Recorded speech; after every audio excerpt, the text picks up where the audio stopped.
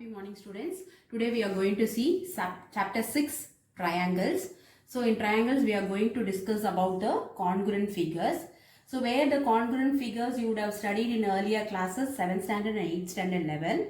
So let us see the definition for the congruent figures. We'll just recall now. Two figures are said to be incongruent if they exactly coincide with each other, which means that the two figures exactly coincide with each other when they have same shape and same size. Let us consider an example of two circles of equal radius. So these two circles overlap each other since they have a same radius. So since these two circles overlap each other, they are said to be a congruent circles. Let us consider two squares of equal length. They fix exactly with each other. So these two squares of equal length are said to be the congruent squares. So two figures are said to be congruent if they have same shape and same size. Now, let us see the similarity of figures now. So two figures are said to be similar if they have same shape but not necessarily the same size. So we see that the difference between the congruent and the similarity as congruent means two figures should have a same size and same shape, but your similarity figure should have the same shape but not necessarily of same size. These two circles, since it has a different radius, it does not fix exactly with each other. So these two figures are said to be the similar figures since it has a same shape but it has a different radius. Now coming to polygons, we define polygon as it is a closed figure made up of line segments. So for example, if we take a three-sided polygon, we'll take an example as a triangles. So we'll define a similarity in polygons also. So two polygons are said to be similar if their corresponding angles are equal and their corresponding sides are in proportion. Now coming to exercise 6.1, so we are going to select a suitable word to fix in the blank. The first problem, all circles are dash. He has given congruent or similar. So if I want to select the word congruent, two circles should have a same shape and same radius. Since he has not mentioned same radius here, so I am writing here all circles are similar. I am just marking here as similar. So all circles are similar. The same procedure for the second one. All squares are similar since they don't give that the squares of equal length. Third one, all dash triangles are similar. So we see in polygons, the two polygons are said to be similar if their angles are same but the sides are in proportion. So here the triangles are similar when their angles are same. So I have an equilateral triangle having the same angle as 60 degree. So I am writing it, all equilateral triangles are similar. The fourth one, two polygons of the same number of sides are similar if their corresponding angles are, as we have seen early, corresponding angles are equal, their corresponding sides are in proportion.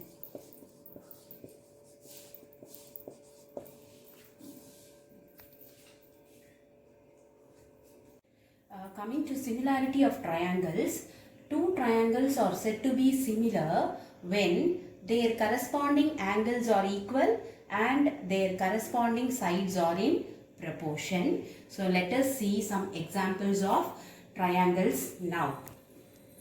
So we have considered two triangles ABC and PQR. These two triangles are said to be similar since their corresponding angles are equal and their corresponding sides are in proportion, which means that the sides are in equal ratios. So angle A is equal to angle P, angle B is equal to angle Q, and angle C is equal to angle R, whose corresponding angles are equal. Then the second case, its corresponding sides are in proportion, which means it AB by PQ ratio will be equivalent to BC by QR ratio, which is equal to AC by PR ratio. Based on the concept of similarity of triangles, we are going to prove a basic proportionality theorem, which is otherwise known as Thales theorem. So coming to this theorem, if a line is drawn parallel to one side of a triangle to intersect the other two sides in distinct points, then the other two sides are divided in the same ratio. So let us consider a triangle ABC in which your D is a parallel line which is drawn parallel to one side of a triangle. That is, D is drawn parallel to BC, where this parallel line intersects the other two sides at distinct points. So if a line is drawn parallel to one side of a triangle intersecting at distinct points on the other two sides, then the other two sides are divided in the same ratio. So that is AD by DB is equal to AE by EC. So we are going to write, given ABC is a triangle in which DE is drawn parallel to BC. So we want to prove AD by DB is equal to AE by EC, which means that the other two sides are divided in the same ratio. So now coming to our proof, let us start with the construction. We are going to join B and CD in my triangle. So where I am joining by my B and CD. So as well as draw DM perpendicular to AC and EN perpendicular to AB. So where I am drawing EN, a perpendicular line to my AB, and DM, a perpendicular line to my AC. Now consider triangle ADE and triangle BDE. So I will show you this in the figure. So we are considering this triangle ADE and this triangle DBE, where I am taking these two triangles involved in the side AB. So I am taking triangle ADE and DBE, where coming to this triangle, we are going to find out the area for both the triangles, where area of triangle ADE is equal to half into base into height. Here for triangle ADE, we are considering your base as AD. So coming to the figure, for triangle ADE, area of the triangle is half into where my base is AD and your height will be the perpendicular line, where I am taking EN as my height here. So coming to this equation, we will have half into AD into EN. So the area of triangle ADE, we will get this as half into AD into EN, which is equation 1. Now coming to the triangle DBE, area of triangle DBE is equal to half into, I am taking my base as DB and the height will be EN. So where my DBE is an obtuse angled triangle. So in my obtuse angled triangle, where my perpendicular lies outside the triangle, as we studied in your earlier classes. So for this triangle, my perpendicular line will be EN. So I am taking my perpendicular line, that is my height, as EN. So calling this as my equation 2. So now I am going to divide equation 1 by equation 2. So we get area of triangle ADE by area of triangle DBE is equal to half into AD into EN divided by half into DB into EN. So I am cancelling the common terms here. Half gets cancelled, EN gets cancelled. So we get the ratio AD by DB, calling this as my equation 3. Now let us consider the side AC, where this AC includes the two triangles here, ADE and DEC. So I am going to take these two triangles here, ADE and DEC. So coming here, we have taken, consider triangle ADE and triangle DEC. So area of triangle ADE. So for this ADE, I am going to take the base as my AE here. So for this triangle ADE, I have taken now the base as AE and my height as this DM perpendicular line. So we have half into AE into DM. So call this as equation 4. Now coming to the triangle DEC, area of triangle DEC is equal to half into where my BC will be here. For this DEC triangle, my base will be EC, and where this obtuse angle triangle, my height, that is perpendicular line, lies outside the triangle. So for this triangle, my height will be here DM. So coming to this, half into base EC into height DM, calling this as equation 5.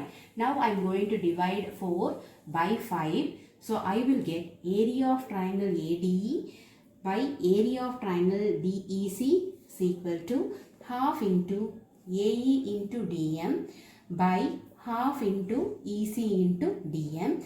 Half gets cancelled, DM gets cancelled, where you have the ratio AE by EC, calling this as my equation 6. Through my equation 3 and 6, I got area of triangle ADE by area of triangle DEB is equal to AD by DB, and area of triangle ADE by area of triangle DEC is equal to AE by EC. Now we will see here that where the numerator of both the equations are same, but depending upon your denominator, let us consider my triangle DBE and DEC in the figure, where my DBE triangle and DEC triangle, so these two triangles are on the same base, and these two triangles lies between the two parallels.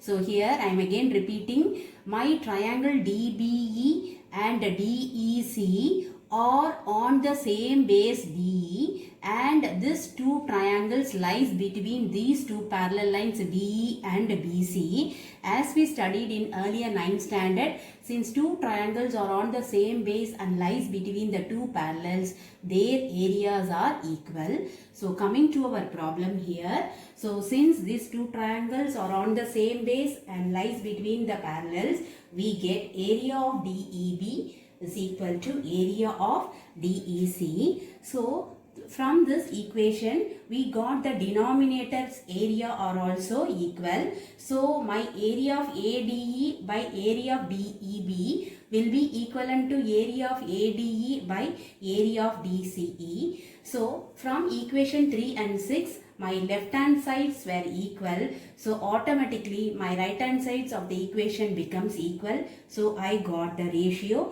AD by DB is equal to AE by EC. Thus I